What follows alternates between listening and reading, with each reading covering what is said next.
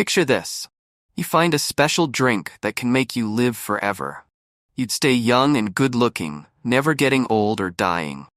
Sounds great, right? There's just one small rule. Every 10 years, you have to move away and start fresh so nobody catches on. Now think about your old enemy, someone you might have taken a partner from long ago. What if they also drank this forever young potion? And now they're trying to win back their old flame. Neither of you knows the other is immortal, but you both want to get rid of each other for good. But wait, there's another hidden rule. If you don't take care of yourself, any damage to your body will stick around forever. Though trying to hurt each other might not be such a smart move after all.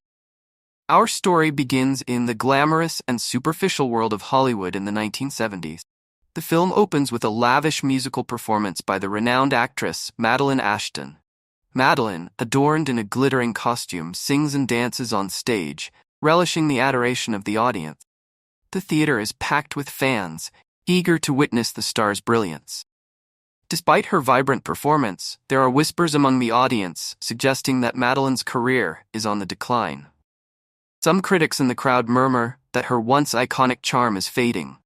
Her performances now lack the energy and allure they once had. Madeline's life is a constant pursuit of beauty and admiration. She is surrounded by opulence. Every morning, Madeline follows an elaborate beauty regimen, applying creams, lotions, and makeup to stave off the signs of aging. Her wardrobe is filled with designer clothes, each piece chosen to enhance her youthful appearance. In the audience, we meet Helen Sharp, a sweet and kind-hearted aspiring writer. Helen is captivated by Madeline's performance, not because she admires her acting skills, but because she is deeply insecure and envies Madeline's beauty and success. Helen is engaged to Dr. Ernest Menville, a brilliant plastic surgeon known for his skill and dedication to his patients. Ernest is a gentle and caring man, genuinely in love with Helen. They share a dream of a happy life together, filled with love and mutual respect. Helen, eager to impress Madeline and possibly win her favor, introduces Ernest to her.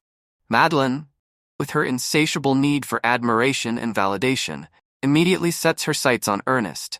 She flirts shamelessly, using her charm and allure to captivate him.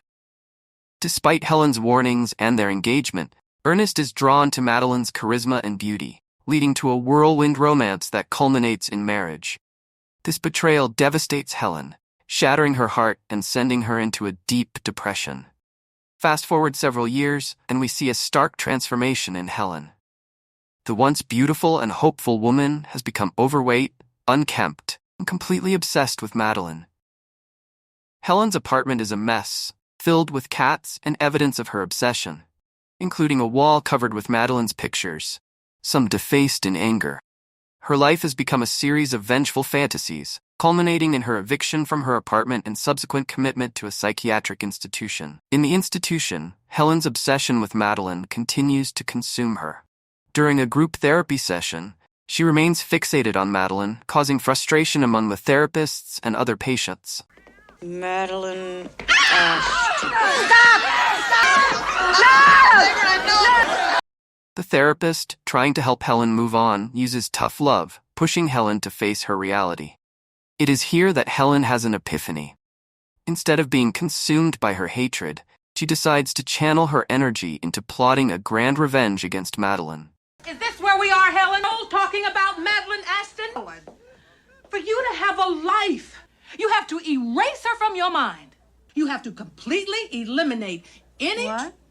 You have to completely eliminate... You're right. You're absolutely right.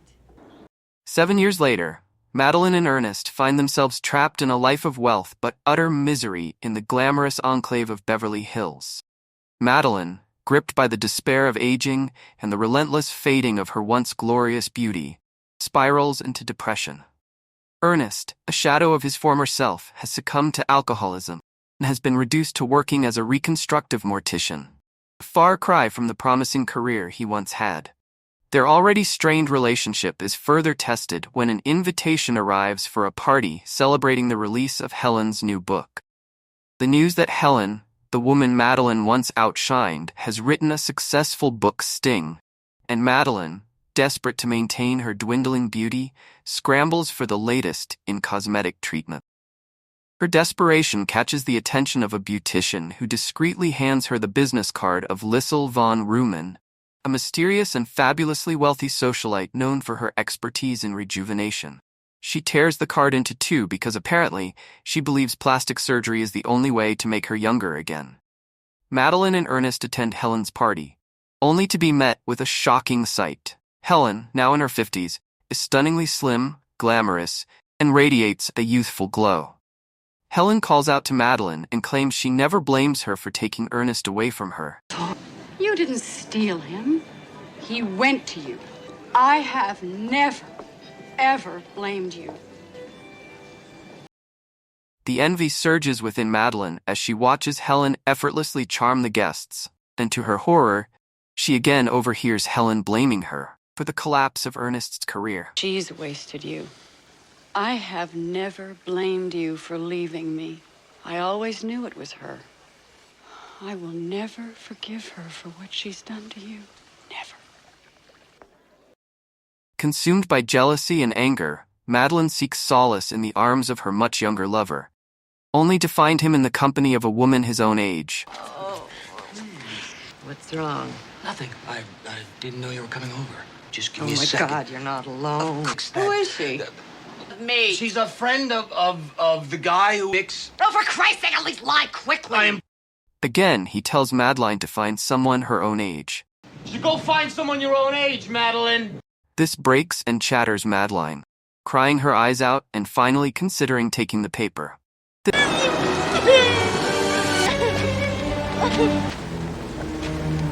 This final blow drives Madeline to Lisle's lavish mansion.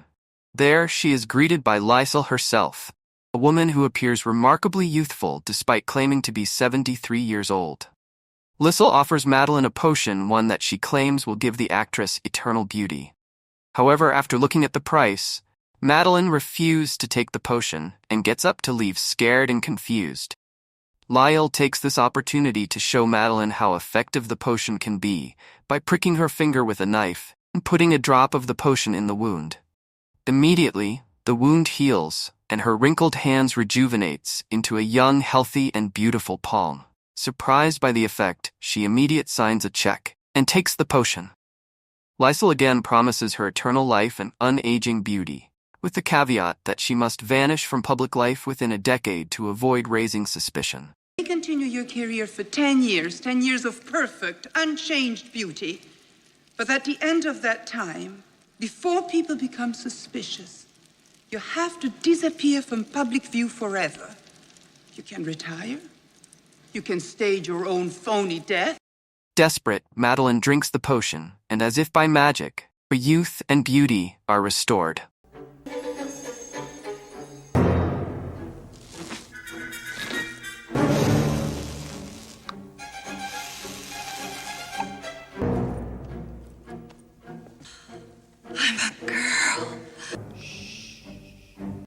But Lisle's warning about treating her body with care lingers ominously in the air.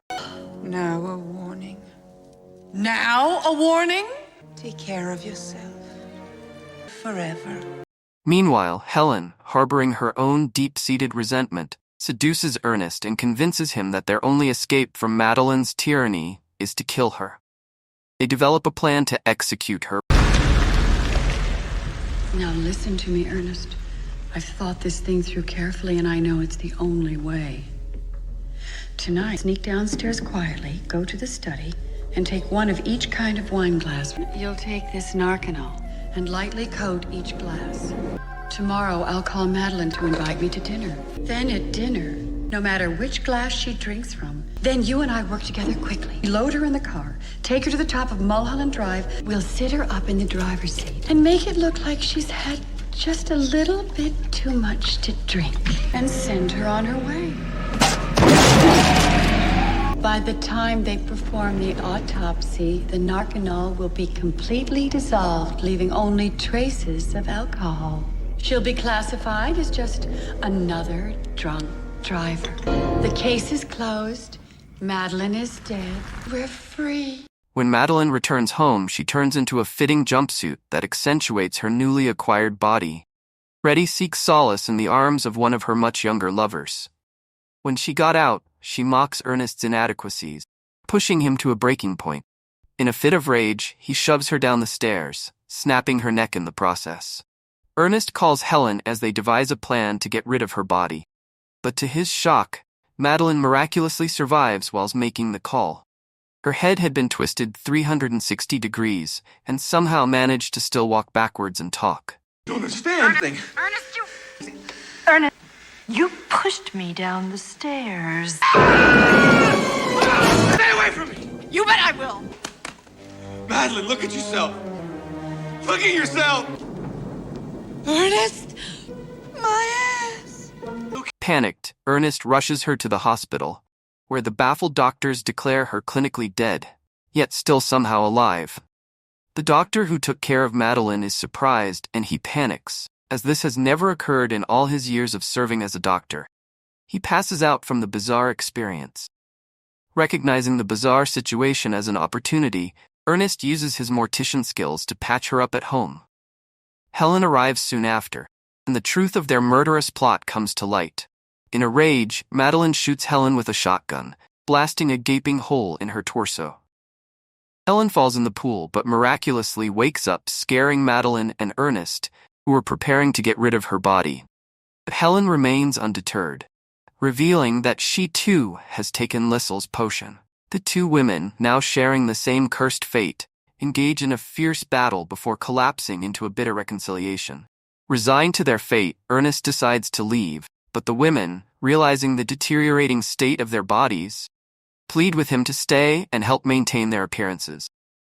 They concoct a plan to make him immortal by having him drink Lisle's potion, ensuring his eternal availability as their personal caretaker. Two women decided to drug him and drive him to Lisle's apartment. But to their shock, he throws out the content of the bottle away, claiming he's giving up on drinking, and proceeds to leave the house carrying his bag under his arms. Immediately, they smack his head with a vase, leaving him unconscious. With this, they drive him to Lisle's mansion. Ernest awakes in the strange mansion of Lisle and is surprised by the effect of the potion. But just as he was about to drink it, he refuses the potion, fearing an eternity spent trapped with Madeline and Helen, watching them decay even further. Go on. You gave other people youth. Drink, and you'll be able to work again forever. Dr. Menville, you owe yourself another chance. Live forever! Then what happens? I don't want to live forever. What if I get bored? And what if I get lonely? Who am I gonna hang around with, Madeline and Helen? I'll have to watch everyone around me die. I don't think this is right. You people all have to be stopped! He escapes through the apartment and arrives at a hall where a grand ceremony was held for rich and famous people whom had already faked their death. Ernest, however, escapes to the roof, where the women follow him and desperately urge him to drink the potion to survive the perilous height. But Ernest, seeing through their selfish motives, tosses the potion away and plummets into Lisle's pool below. Drink it! Drink it! Drink it! Sorry, dears. Surviving the fall, he escapes, leaving Madeline and Helen to face the grim reality they are now bound to each other for all eternity. 37 years later, the ravages of time have taken their toll on the once glamorous women. Now grotesque caricatures of their former selves, their skin cracked and peeling, they attend Ernest's funeral. As the service ends, Helen and Madeline, bitter and broken, mock the eulogy before leaving. Outside the church, Helen trips and falls down a flight of steps, dragging Madeline with her. Their brittle bodies shatter upon impact, and in a final, sardonic moment, Helen asks Madeline if she remembers where they parked the car, their voices echoing with the hollow laughter of eternal regret. Look ridiculous. How could you have asked me where I last saw something? Yes. Help me! My legs aren't working! Do you remember where you parked the car? Hello. We've got a little challenge that only you can help us with. Please click the subscribe button and turn on the notifications setting for more movies from us. Thank you.